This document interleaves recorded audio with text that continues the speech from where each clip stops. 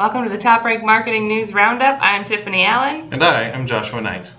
Our first story today is a story that is a little bit frightening for people who are in the content creation business, as you know I am. Go on. I am Nite Writes. I'm a Nite that writes.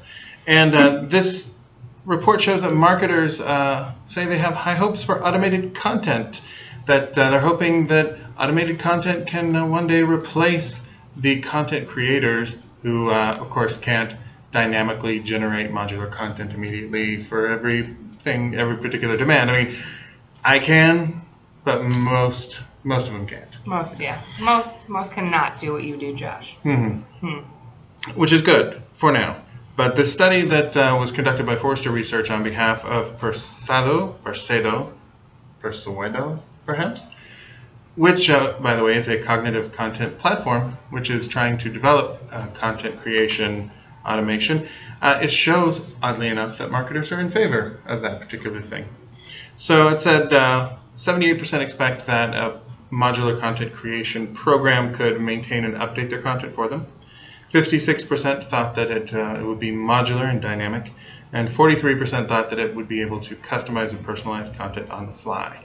So these are all the things that people are expecting and hoping that this kind of software is going to do. Fortunately, the company that commissioned this research says it's going to be about 20 years until software can, as they put it, turn out something that is creative and has critical analysis built in. Interesting. So I have 20 years. You can do it. We'll get you a watch.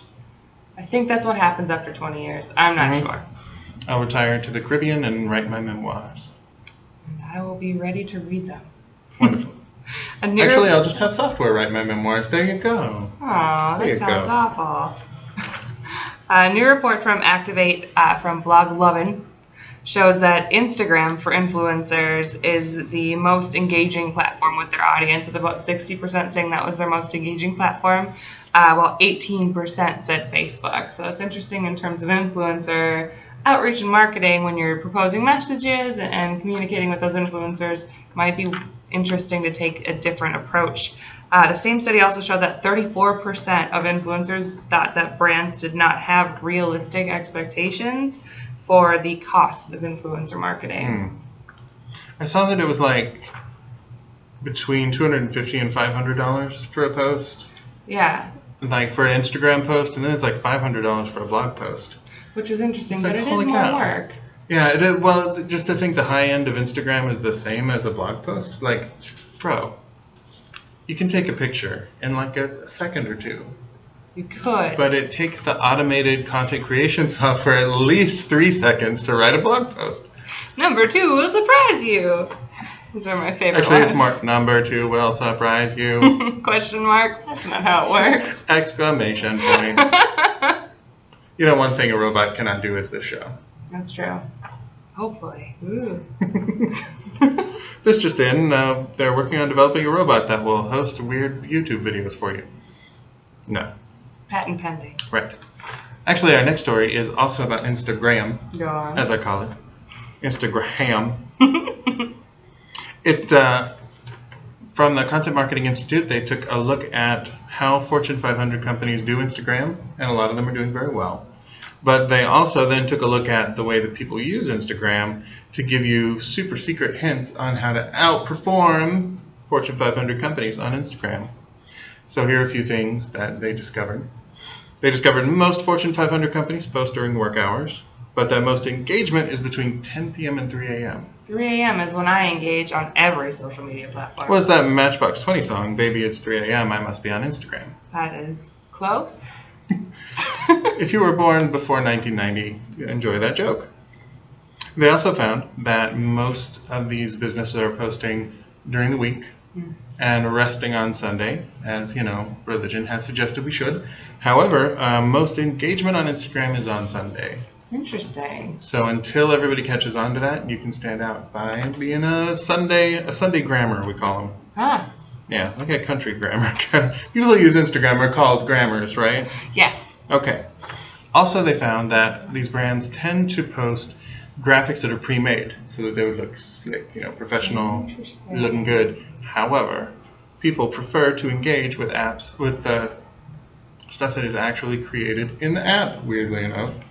So it turns out, use filters, particularly they found the Mayfair filter, which gives a warm pink tone and a thin black border. Sounds lovely. And that actually is the title of the memoir that I'm going to have the robot write for me, a warm pink tone and a thin black border. That's a terrible idea. You're going to submit your thoughts in the comments. Yes, please title my memoir in the comments. Oh no. Our last story is that Pinterest says that it's making a bigger bet on video and is releasing promoted videos as part of their marketing and advertising kit. While video has been available on Pinterest for about 5 years, these are new promoted videos which allow constant play, which is great. And then they also have 6 pins that you can put underneath for 6 products that you can sell through those direct promoted pins.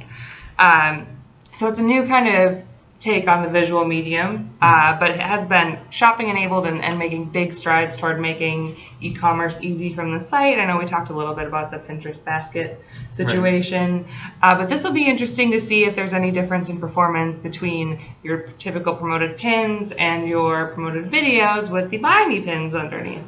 I've been enjoying watching these companies that started as, hey, let's just put together the platform and then we'll see how on earth we're going to monetize it, start to put in new features that are actually built with monetization in mind. Right. So like this is like, hey, we're doing this live video thing.